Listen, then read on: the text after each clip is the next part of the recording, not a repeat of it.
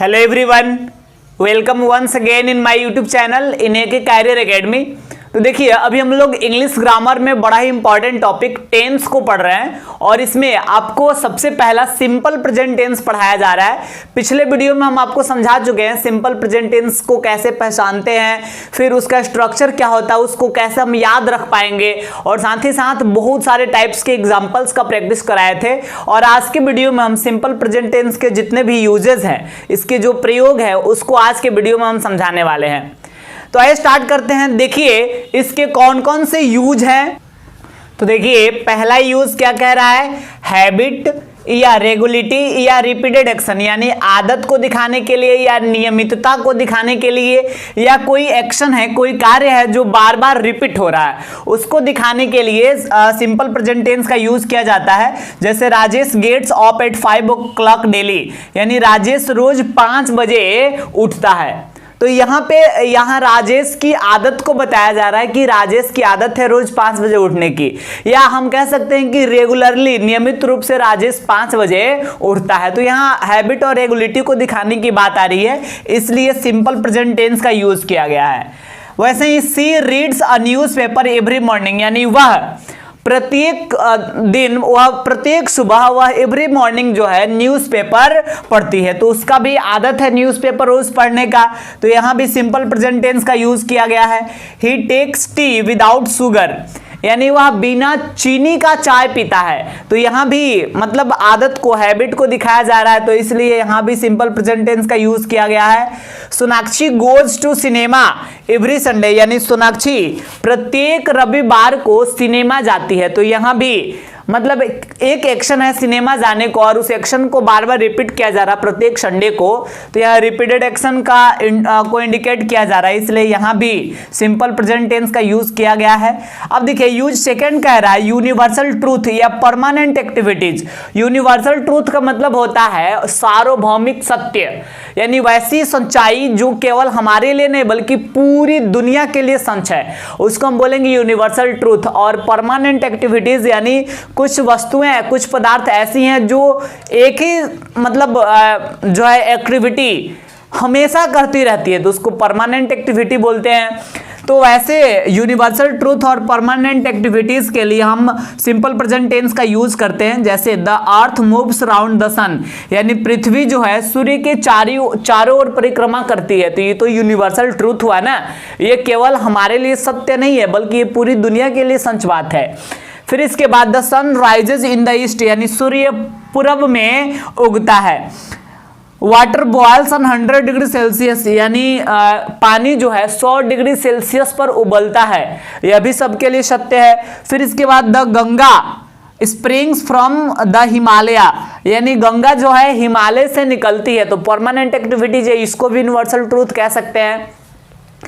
तो देखिए ये सारे एग्जांपल्स चूंकि ये यूनिवर्सल ट्रूथ या परमानेंट एक्टिविटीज को शो कर रहे हैं, इसलिए इसका यूज जो है सिंपल प्रेजेंट टेंस में किया गया है।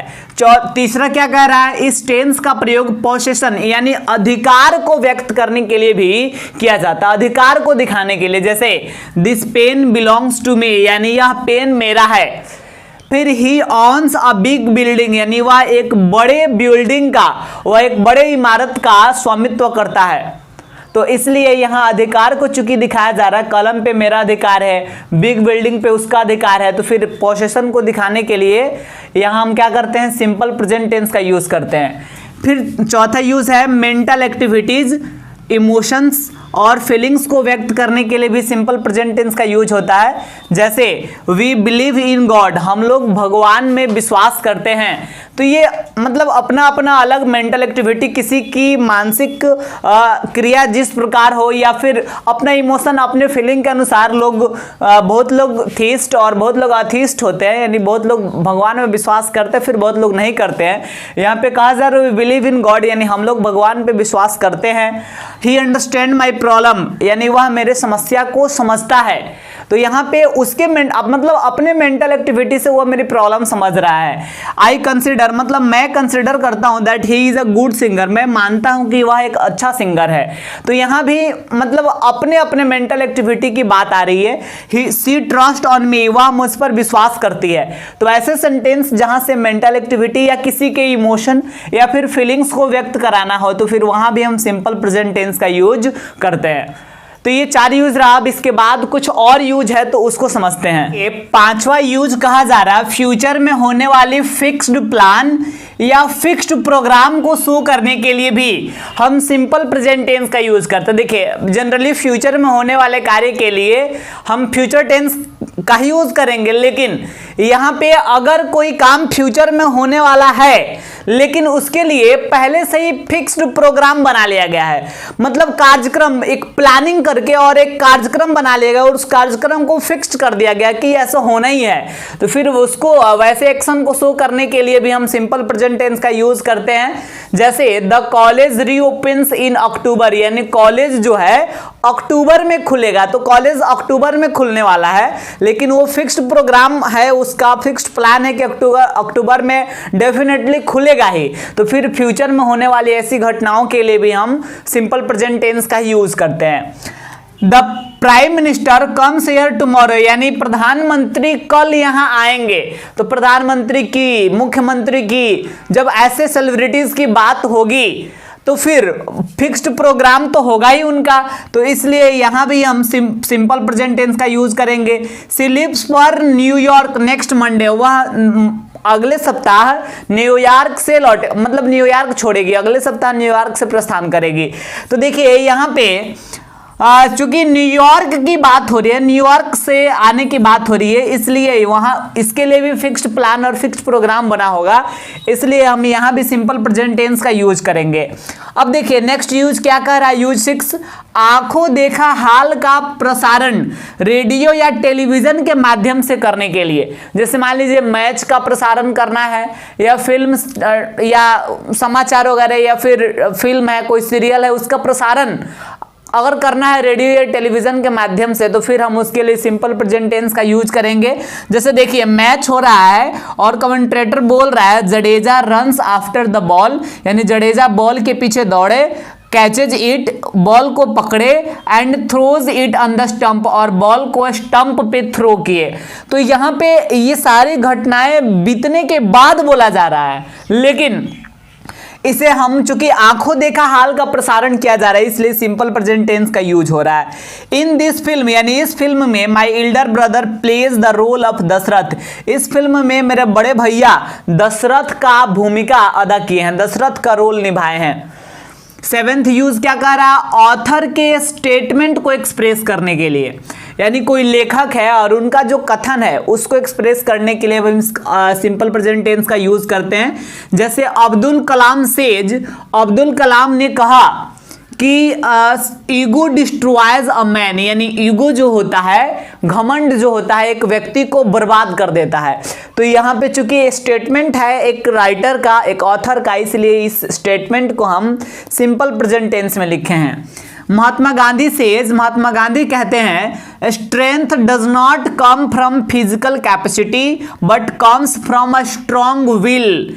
समझिएगा महात्मा गांधी बोले थे कि स्ट्रेंथ जो होता है, मजबूती, वह फिजिकल कैपेसिटी से नहीं आता है, मतलब हमारे अंदर शारीरिक क्षमता अधिक है उससे स्ट्रेंथ हमें नहीं मिलता, मजबूती नहीं मिलता, बल्कि अगर हमारा विल, हमारी इच्छाएं मजबूत है, स्ट्रॉन्ग विल है, तब जाकर मतलब हमें स्ट्रेंथ की प्राप्ति होगी, मजबूती की प्राप्ति होगी। तो चूंकि महात्मा गांधी का स्टेटमेंट है इसलिए यहां हम सिंपल प्रेजेंट टेंस का यूज किए हैं इस स्टेटमेंट में।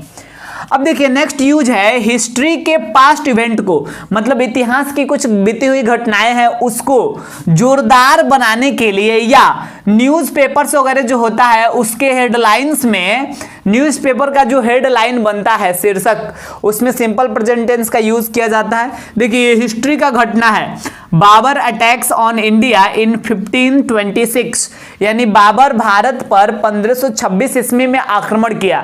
तो चूंकि ये हिस्ट्री की पास्ट इवेंट को दिखाया जा रहा, तो सिंपल प्रेजेंट टेंस का यूज करके इसको और जोरदार बनाया जा सकता है। एट लास्ट, यानी अंत में, राम किल्स रावण, राम ने रावण को मार दिया। अब देखिए जैसे मान लीजिए कि न्यूज़पेपर का हेडलाइन ये बनाया गया है, गैंग ऑफ रॉबर्स, यानी डाकुओं का एक समूह attacks on the village last night, गांव पर पिछली रात आक्रमण कर दिए। तो ऐसी घटनाओं के लिए भी हम सिंपल प्रेजेंट टेंस का यूज करते हैं। अब देखिए आपको हम बता दें सबसे इंपॉर्टेंट यूज जो है सिंपल प्रेजेंट टेंस का, और ये लास्ट यूज है 9 नंबर जो है, आप समझिए ये काफी इंपॉर्टेंट है और बहुत ही ज्यादा समझने वाला भी है। तो देखिए इसके लिए सबसे पहले हम आपको कंडीशनल सेंटेंस के बारे में समझाएंगे। तो देखिए होता क्या है, कंडीशनल सेंटेंस की बात करें, यानी वैसे सेंटेंस जिसमें कोई ना कोई कंडीशन हो, जिसमें कोई ना कोई शर्त हो। तो कंडीशनल सेंटेंस में जनरली 2 पार्ट होता है और इसको हम क्लॉज के नाम से भी जानते हैं। तो क्लॉज जो है ये 2 प्रकार का होता है, जिसमें एक होता है प्रिंसिपल क्लॉज और फिर इसमें एक होता है सबऑर्डिनेट क्लॉज। तो देखिएगा यहाँ पे होता क्या है कि मतलब कंडीशन, जैसे मान लीजिए कि वैसे सेंटेंस जिसमें कंडीशन लगा हुआ हो, हम कह रहे हैं कि मैं तुम्हारी मदद करूंगा लेकिन कंडीशन यह है कि तुम्हें मेरे पास आना पड़ेगा। तो देखिए यहाँ कंडीशन क्या हो गया, यदि तुम मेरे पास आओगे। तो कंडीशन वाला जो सेंटेंस होता है उसको बोलते हैं सबऑर्डिनेट क्लॉज, और ऐसे जो सिंपल सेंटेंस होता है वो होता है हमारा प्रिंसिपल क्लॉज। जैसे हम कह रहे हैं कि मैं तुम्हारा मदद करूंगा, एक्सेप्ट कर ले इस चीज को, तो ये हो गया प्रिंसिपल क्लॉज। लेकिन शर्त ये है, कंडीशन ये है, यदि तुम मेरे पास आओगे। तो यदि तुम मेरे पास आओगे ये हो गया क्या, सबऑर्डिनेट क्लॉज। तो देखिए मतलब कभी कभी कंडीशनल सेंटेंस में 2 पार्ट होता है और उस 2 पार्ट में सेंटेंस के जिस पार्ट में कंडीशन लगा हुआ है, यानी जो सबऑर्डिनेट क्लॉज है, उसको हम बनाते हैं सिंपल प्रेजेंट टेंस में।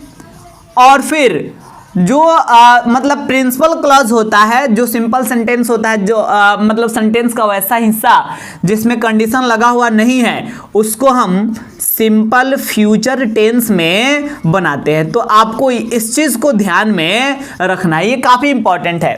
तो देखिए यहां पे हम कह सकते हैं कि कंडीशनल सेंटेंस में सेंटेंस के जिस भाग में कंडीशन लगा हुआ रहता है उसको सिंपल प्रेजेंट टेंस में बनाते हैं, जबकि जो प्रिंसिपल क्लॉज होता है उसको हम सिंपल फ्यूचर टेंस में बनाते हैं। अब देखिए एक और तरीका है प्रिंसिपल क्लॉज और सबऑर्डिनेट क्लॉज को पहचानने का। सेंटेंस में 2 भाग है, एक ऐसा भाग होगा जो अकेले भी आए तो पूरा पूरा मीनिंग दे देगा, तो उसको हम कहेंगे प्रिंसिपल क्लॉज। लेकिन सेंटेंस का वैसा भाग जो अकेले पूरा पूरा मीनिंग नहीं दे सकता है, उसको कहेंगे सबऑर्डिनेट क्लॉज। आप एग्जांपल से समझेंगे। जैसे मान लीजिए यहां पर हम एग्जांपल लिखे वहीं जो आपको समझाएं, if you come to me I shall help you. इसका मतलब होगा कि अगर तुम मेरे पास आओगे मैं तुम्हारी मदद करूंगा। तो सोचिए खुद से, कंडीशन इस सेंटेंस में लगा हुआ है, अगर तुम मेरे पास आओगे। तो जिस सेंटेंस में कंडीशन लगा हुआ है वो सबऑर्डिनेट क्लॉज हो गया, और सबऑर्डिनेट क्लॉज को हम सिंपल प्रेजेंट में बनाते हैं। तो देखिए सब्जेक्ट के बाद वर्ब वन का यूज किए हैं सिंपल प्रेजेंट में, लेकिन इसमें कंडीशन नहीं लगा है, सिंपल सेंटेंस है, आई शैल हेल्प यू, मैं तुम्हारी मदद करूंगा। तो इसलिए प्रिंसिपल क्लॉज है और इसलिए यहाँ पे सिंपल फ्यूचर टेंस का यूज करते हुए शैल विल का यूज किया गया है। आया समझ में? अब देखिए मीनिंग के अनुसार सोचिएगा तो आई शैल हेल्प यू, मैं तुम्हारी मदद करूंगा, अगर केवल इतना भी रहे आई शैल हेल्प यू तो यह पूरा पूरा मीनिंग दे रहा है। लेकिन अगर ऐसे रहे केवल ये वाला sentence, if you come to me, अगर आपसे कोई कहे कि अगर तुम मेरे पास आओगे, तो आप कहेंगे कि तो फिर क्या, आगे बताइए, सेंटेंस पूरा भी नहीं हुआ। तो इसलिए ये अकेले पूरा मीनिंग नहीं देगा, अतः यह सबऑर्डिनेट क्लॉज है और ये अकेले भी पूरा मीनिंग दे रहा है, इसलिए यह प्रिंसिपल क्लॉज है। क्लियर हुआ ये चीज। अब देखिए एक और एग्जांपल हम आपको समझाते हैं। यहां हम लिख दिए आई शैल टीच यू, यानी मैं तुम्हें पढ़ाऊंगा if you give me a better fee. इसका मतलब समझिए, मैं तुम्हें पढ़ाऊंगा अगर तुम मुझे एक अच्छा फी दो। तो देखिए यहां पे कंडीशन ये है if you give me a better fee, इसलिए ये सबऑर्डिनेट क्लॉज है और इसको हम सिंपल प्रेजेंट में बनाए हैं, और ये प्रिंसिपल क्लॉज है शैल टीच यू, तो इसको हम सिंपल फ्यूचर टेंस में बनाए हैं। अब देखिए एक और एग्जांपल की बात करते हैं। वेट टिल आई रिटर्न, इसका मतलब समझिएगा, इसका मतलब होगा इंतजार करो जब तक मैं लौट ना आऊं। तो यहां पे भी दो सेंटेंस है, एक सेंटेंस है वेट, यानी वेट का मतलब होगा इंतजार करो, टिल आई रिटर्न यानी जब तक मैं वापस ना आ जाऊं। तो सेंटेंस में कंडीशन इसमें लगा है जब तक मैं वापस ना आ जाऊं, और ये सिंपल सेंटेंस है इंतजार करो। तो बस अगर हम केवल इतना बोले वेट यानी इंतजार करो, तो ये पूरा मीनिंग दे रहा है। लेकिन अगर ऐसे कहें कि जब तक मैं लौट ना आऊं, तो क्या जब तक मैं लौट ना आऊं, पूरा मीनिंग नहीं दे रहा अकेले, इसलिए सबऑर्डिनेट क्लॉज है। और सबऑर्डिनेट क्लॉज जो होता है इसमें हम हमेशा सिंपल प्रेजेंट टेंस का यूज करते हैं, तो आई रिटर्न ही केवल लिखा गया है। उम्मीद करते हैं कि ये चीज आपको क्लियर हुआ होगा।